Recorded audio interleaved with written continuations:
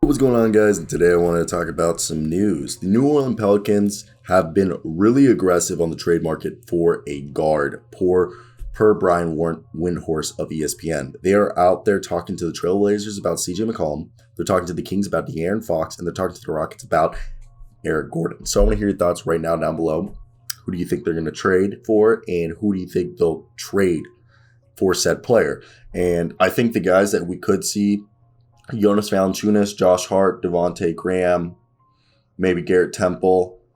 And yeah, I think those are the guys that will probably be the trade chips in these conversations, because the rest of the guys I think they deem integral to this roster. So let's get right into it. And I think it's definitely going to be interesting when we look at it, because there are some targets. I mean, CJ McCollum, if we really want to talk about he's the man, okay? And I think he's a guy that people aren't thinking that he's going to get moved because, he's part of the Trailblazers and they're still trying to keep Dame. And I think he would be awesome. And I know he might be a stretch, but again, I think Eric Gordon would be a good piece, but could Eric Gordon maybe get traded to a contending team? Maybe, but I think the Pelicans are a good fit because they're a team right on the bubble.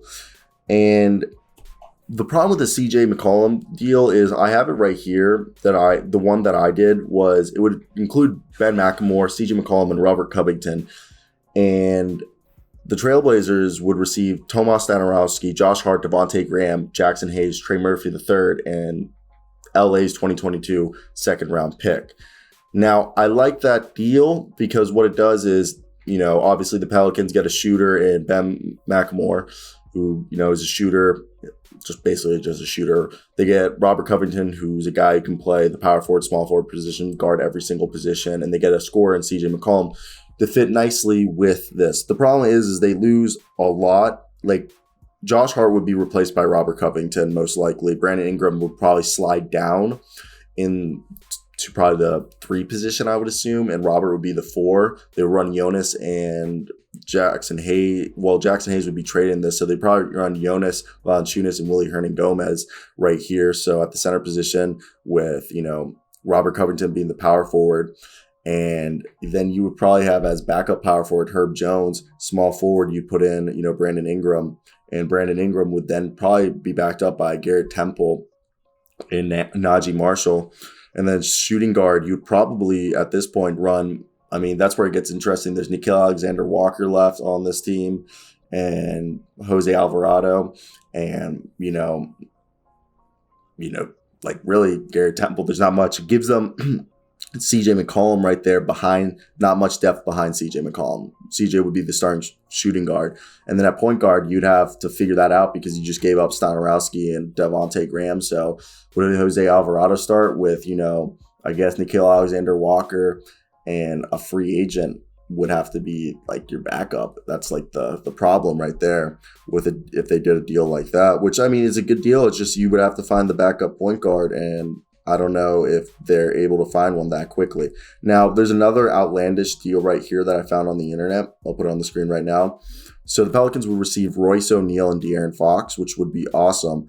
The Kings would receive Rudy Gay, Joe Ingles, who's out for the season, but his deal expires, Josh Hart, who's on a long-term deal, Devontae Graham on a long-term deal, Jackson Hayes, and 3 first-round picks, while the Jazz receive Harrison Barnes, which helps them with their perimeter D, and Stanarowski, which also helps them with a second, basically replacing Joe Ingles in the lineup, and 2 second-round picks. This is an outlandish deal, but it works out well because Royce O'Neal replaces Josh Hart in the lineup. De'Aaron Fox replaces Stanarowski and Devontae Graham in a way, and then you can run Jose Alvarado behind De'Aaron Fox, and you get yourself, Royce O'Neal could play power forward, Brandon Ingram at the small forward position, put De'Aaron Fox at the point guard, you run at shooting guard, Nickeil Alexander-Walker, Trey Murphy, Garrett Temple, and then you have yourself it's interesting because like your center position would again be Willie Hernan-Gomez and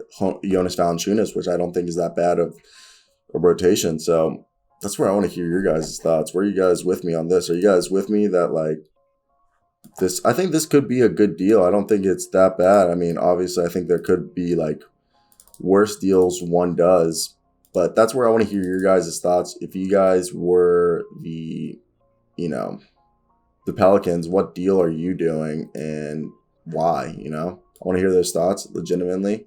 What would you guys do? I have the trades on the screen. So those are my thoughts. I don't really think I have anything else to say about this. I think the Pelicans do need to make a trade if they do plan on going deep in the play-in tournament. I think that's something that does need to happen. And, correct me if I'm wrong, but I think definitely that's what needs to happen if they want to go far. So let me hear your thoughts down below, guys. I definitely would appreciate it. What do you guys have to say and what do you guys think? But besides that, that's the video, guys. Until next time, guys. Peace out.